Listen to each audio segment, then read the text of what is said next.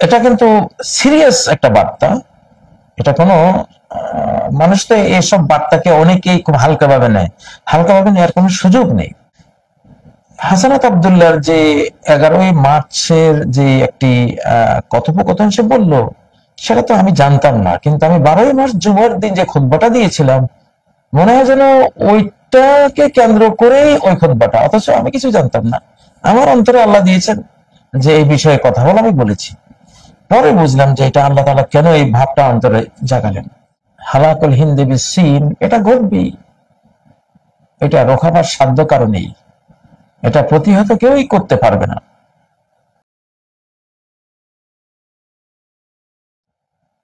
প্রিয় বন্ধুরা, দেশের পরিস্থিতির কারণে কিছু কথা না বললেই না।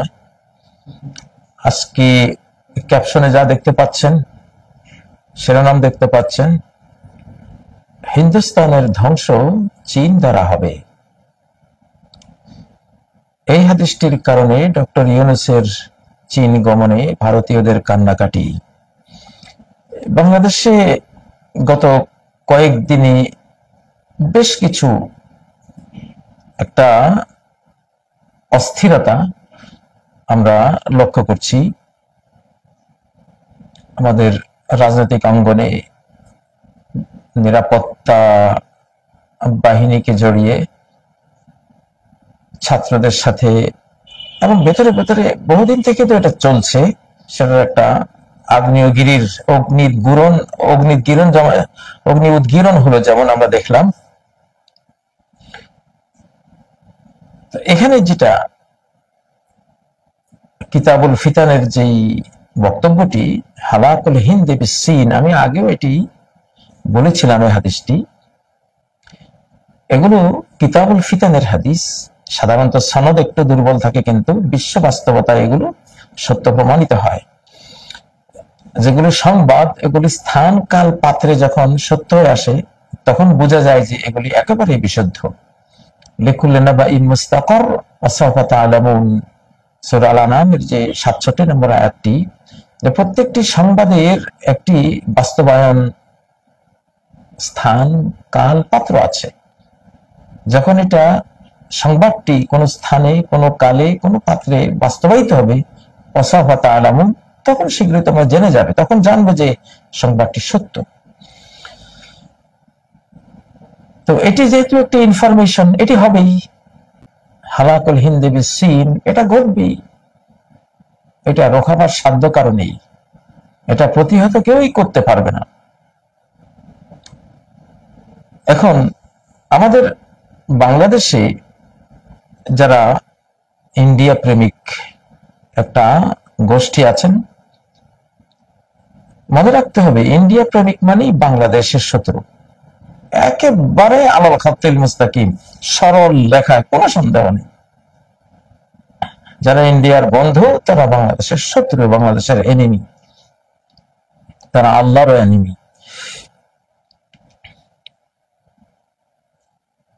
এই জন্য এখন যে ইনফরমেশনটি এখানে আসলো, যে একটি দেশ আরেকটি দেশের ধ্বংসের কারণ হবে, এখন বাংলাদেশ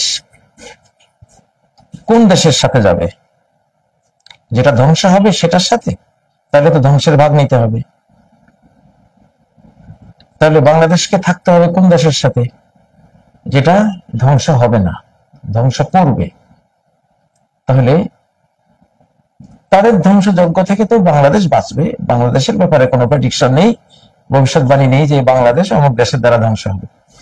বাংলাদেশ টিকে থাকবে ইনশাআল্লাহ। কিন্তু যে দেশ দ্বারা অন্য একটা দেশে ধ্বংসযজ্ঞ হবে, সেটা তাদের ব্যাপার, আমরা সেখানে নেই। যে দুটা দেশের কথা এই হাদিসটিতে আছে, সেখানে তো আমরা নেই। কিন্তু আমাদের দেখতে হবে, আমাদের পররাষ্ট্র নীতি দেখতে হবে কোন পক্ষে গেলে আমরা বাঁচবো আর কোন পক্ষে গেলে ধ্বংস হবে। অবশ্যই যে পক্ষে গেলে ধ্বংস আসবে সেই পক্ষে যাওয়া যাবে না। এই মুহূর্তে বাংলাদেশের কোন জনগণের কেউ, অথবা বাংলাদেশের রাষ্ট্রীয় কোন পর্যায়ে আছেন, এই ধরনের কারোর পক্ষেই ইন্ডিয়ার পক্ষ নেয়া ধ্বংসাত্মক, পক্ষ নেবেন না কেউ, দয়া করে এই পক্ষে থাকবেন না। আমি হাসানাত আব্দুল্লাহর যে 11ই মার্চের যে একটি কথোপকথন সে বলল, সেটা তো আমি জানতাম না, কিন্তু আমি 12ই মার্চ জুমার দিন যে খুতবাটা দিয়েছিলাম, মনে হয় যেন ওইটাকে কেন্দ্র করেই ওই খুতবাটা, অথচ আমি কিছু জানতাম না।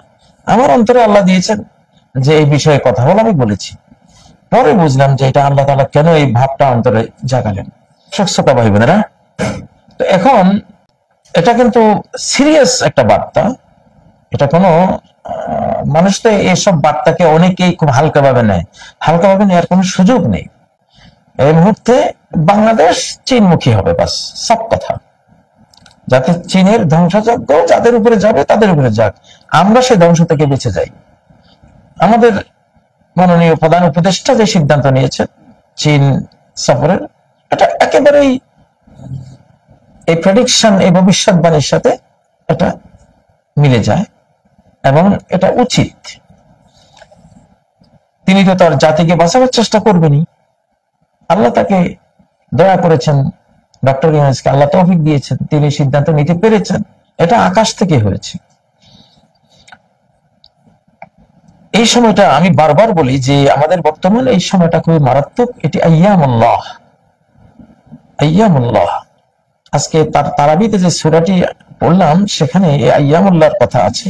কুল লিল্লাযিনা আমানু ইয়াগফিরু লিল্লাযিনা লা ইয়ারজুনা আইয়ামাল্লাহ লিয়াজজিয়া কওমান বিমা কানু ইয়াকসিবুন। যারা আইয়ামুল্লাহর বিষয়টি যারা বিশ্বাস করে না তাদেরকে বলুন, কুল লিল্লাযিনা আমানু ইয়াগফিরু লিল্লাযিনা লা ইয়ারজুনা আইয়ামাল্লাহ। এটি সূরা আল জাসিয়া আয়াত নম্বর 14। তাদেরকে বলো, যারা যখন এমন আইয়াম আসে, এমন দিবসগুলো আসে, এমন কোন শতাব্দী আসে, একটা সময় পর্ব আসে, যে সময় পর্বটা সরাসরি আল্লাহ নিয়ন্ত্রণে নিয়ে নেন, যেহেতু তখন একটা জটিল কুটিল বিশ্ব পরিস্থিতি থাকে, সময়টা ডাইরেক্ট আকাশের নিয়ন্ত্রণে আল্লাহ নিয়ে নেন। এগুলোকে বলা হয় আইয়ামুল্লাহ। যেমন বদর যুদ্ধের দিন একটা ইয়ামুল মিন, এগুলি আইয়ামুল্লাহর একটা অংশ ছিল। হস্তি বাহিনীকে ধ্বংস করার দিন আল্লাহর আইয়ামুল্লাহর একটা পার্ট ছিল। মুসা আলাইহিস সালামের ফেরাউন ধ্বংসের দিন আইয়ামুল্লাহর একটা পার্ট ছিল। নূহ আলাইহিস সালামের জাতির মহাপ্লাবনে তলিয়ে যাওয়ার দিনটিও আইয়ামুল্লাহর একটি পার্ট ছিল। তো এইভাবে যুগে যুগে এই সময়টা আসে, এখন সে সময়টা চলছে। তো যারা আইয়ামুল্লাহর মধ্যে যে সত্যের বিজয় ঘটবে, অসত্যের পতন ঘটবে, এটা যারা বিশ্বাস করে না তাদেরকে মাফ করে দাও। কি করবা? আল্লাহ বলছেন ওদেরকে মাফ করে দাও, আল্লাহর কাছে ছেড়ে দাও, ওদের সাজা সরাসরি তিনি দিবেন। যারা আল্লাহর সাজা খেতে চান, এখন আকাশের মুগুরের বাড়ি খেতে চান, আল্লাহর মুগুরের মার খেতে চান, তারা এখন ইন্ডিয়ার পক্ষে যান, অটোমেটিক আল্লাহর মার খেয়ে যাবেন, ধ্বংস হয়ে যাবেন, সবকিছু হারাবেন, কিছুই থাকবে না। জীবন, সম্পদ, মান সবকিছু হারাবেন। আল্লাহর মার ভয়ঙ্কর। এখন গোটা পৃথিবীটাই এক ধরনের বারমুডা ট্রায়াঙ্গলের মতো, স্পিরিচুয়াল বারমুডা ট্রায়াঙ্গল। আটলান্টিকের বারমুডা ট্রায়াঙ্গল না, এটা স্পিরিচুয়াল আরেকটা বারমুডা ট্রায়াঙ্গল। গোটা পৃথিবী ওই বারমুডা ট্রায়াঙ্গলের মাঝে মধ্যে বাঁচা যায় যখন সাইক্লোন থাকে না, সে ঝঞ্ঝা বিক্ষুব্ধ পরিস্থিতি থাকে না। কিন্তু স্পিরিচুয়াল যে বারমুডা ট্রায়াঙ্গল, এখানে যে ঢুকবে তার অবস্থা শেষ হয়ে যাবে। দেখুন না ফিলিস্তিনে কি হচ্ছে, ফিলিস্তিনে মারতেছে ওরা, বাট ওদের এখন জীবন বিপন্ন। ওই রাষ্ট্রের এখন যারা যারা আক্রমণ করতে গেছে তাদের অবস্থা এখন বিপন্ন, তারা তাদের দেশের অস্তিত্ব হারিয়ে ফেলবে। কারণ এই সময় তাদের না, এই সময় আল্লাহ। তো বাংলাদেশেও সেই সময়টা চলছে। আমি খুব সাবধান করছি সবাইকে, ভালোবেসেই। আমরা চাই না আমাদের দেশের কোনো মানুষ এই অভিশাপের অংশ নিক, এই ধ্বংসের অংশ হোক সে। আপনারা ধ্বংসের অংশ হবেন না, কিন্তু যদি ওদের পক্ষ নেন, নির্ঘাত ধ্বংসের পাঠ আপনাকে নিতে হবে, সেই ভাগ, সে শেয়ার নিতে হবে। তো কেন আপনি ধ্বংসের শেয়ার নেবেন? ডক্টর ইউনূস চীন যাচ্ছে বলেই বাংলাদেশ নিয়ে এখন এমন চক্রান্তের পর চক্রান্তের সিরিজ, চক্রান্ত আর ষড়যন্ত্রের বন্যা বইয়ে দেওয়া হচ্ছে ভারতের পক্ষ থেকে। এটা জিওপলিটিক্যাল ইস্যু, ভূ রাজনৈতিক খেলা। কিন্তু এই খেলায় ডক্টর ইউনূস জিতে যাবেন ইনশাআল্লাহ, আমরা জিতবো, এটা হবেই, যেহেতু এটা আছে, প্রেডিকশনে আছে, ভবিষ্যৎবাণীতে আছে। কি করবেন আপনি? কি আল্লাহর তাকদীরের লেখন? হ্যাঁ, এটা কি রোখাতে পারবেন? পারবেন না। আল্লাহর নিয়তির লেখা আপনি পাল্টাতে পারবেন, এটা আসবে। সীমান্তে দেখেন না, লাদাখ সীমান্তে কি হয়েছে, অতীতে আরো ওদের সীমান্তে কি হয়েছে, এখনো কি হচ্ছে, এবং আপনারা নজর রাখলে তো বুঝবেন হাদিসটা কতটা সত্য। তো সেজন্য আশা করব কেউ ধ্বংসের পাঠ হবেন না, ধ্বংসপ্রাপ্তদের অংশ হবেন না, তাদের পক্ষ নেবেন না। আপনারা কেন পক্ষ নেন আমরা তো জানি, কেন নেন। দেখুন, সূরা নিসার মধ্যে আল্লাহ বলেছেন যে ওদেরকে যখন বলা হয় যে তোমরা কেন এসব বিজাতিদের পক্ষ তোমরা গ্রহণ করো, বিজাতির পক্ষে কেন তোমরা যাও, কেন তোমরা মুনাফিকি করো, কেন ভিতরে ভিতরে তাদের সাথে সখ্যতা বজায় রাখো। হ্যাঁ, এখানে সূরা নিসার 62 নম্বর আয়াত, যে যখন বলা হয় যে তোমরা, মদিনার যে মুনাফিকরা ছিল এরা রোমান সাম্রাজ্যের সাথে, পারস্য সাম্রাজ্যের সাথে এবং আরব যে গোত্রগুলি ছিল ওদের সাথে, ইহুদিদের সাথে ভিতরে ভিতরে তারা খুব মিল রাখতো। উপরে তারা লা ইলাহা ইল্লাল্লাহ মুহাম্মাদুর রাসূলুল্লাহ সাক্ষ্য দিত, আবার ভিতরে ওদের কাছে গিয়ে বলতেন না আমরা আসলে ওটা এমনি বলছি আর কি, আমরা কিন্তু আপনাদের সাথে আছি। এখন فكيف إذا أصابتهم مصيبة بما قدمت أيديهم, কি অবস্থা হবে? ফাকাইফা, কেমন হবে, কি অবস্থা হবে এসব মুনাফিকদের, হিপোক্রেটদের, যারা উপরে একরকম ভেতরে আরেক রকম। তো এদের এই অপকর্মের কারণে, মুনাফিকির কারণে, হিপোক্রেসি, এইসব চরিত্রের কারণে একটা মুসিবত আসবে, আকাশ থেকে একটা বিপদ আসবে। তো ইজা আসাবাতহু মুসিবা, মুসিবত যখন আসবে, কেন আসবে? বিমা কদ্দামাত আইদিহিম, তাদের হাতের কামাইয়ের কারণে, তাদের হাত যা আগে পাঠিয়েছে, পরকালের দিকে পাঠিয়েছে। যে মুনাফিক যেই করেন, ইমানদারি করলে পরকালের দিকে চলে যায়, ওখানে যা সবকিছু জমা হয়, বেঈমানি করলে, মুনাফিকি করলে সেটা চলে যায়। তো তাদের হাত যা আগে পাঠিয়েছে, অর্থাৎ যে মুনাফিকি, তারা পরকালের জন্য আগে পরকালের দিকে প্রেরণ করেছে, তো এই কারণে তাদের উপর মুসিবত আসবেই। তো মুসিবত আসলেই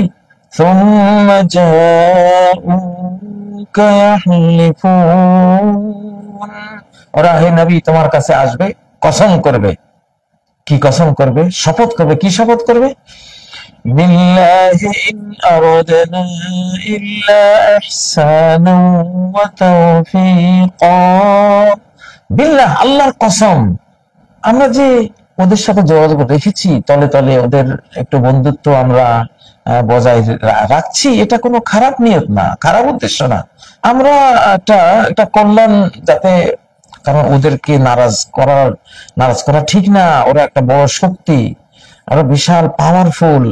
তো ওদেরকে নারাজ করে বাঁচতে পারবেন চারদিকে ওরা। তারপরে নবীজি তো চারদিকে পারস্য সাম্রাজ্য, রোমান সাম্রাজ্য, আরবের মুশরিকরা ওনাকে ঘেরাও করেছিল না। তো মুনাফিকরা ওদের সাথে তলে তলে ওরা ওদেরই, উপরে নবীজির, ভিতরে ওদের, এই চরিত্র ওদের ছিল। তো এখন মুসিবত আসলে নবীজির কাছে এসে কসমের পর কসম, আর কি বলে?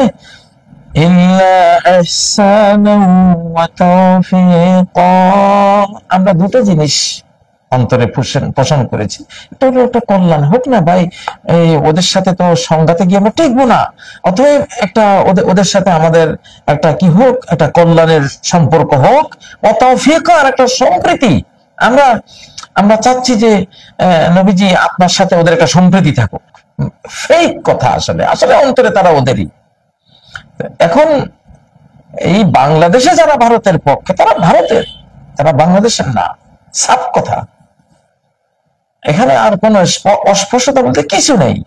এখনো যারা ভারতের পক্ষে কথা বলবেন তারা ভারতীয় এবং ভারতের দালাল, তারা ভারতের শিখণ্ডী, ভারতের ষড়যন্ত্রী এবং বাংলাদেশের এনিমি, বাংলাদেশের শত্রু।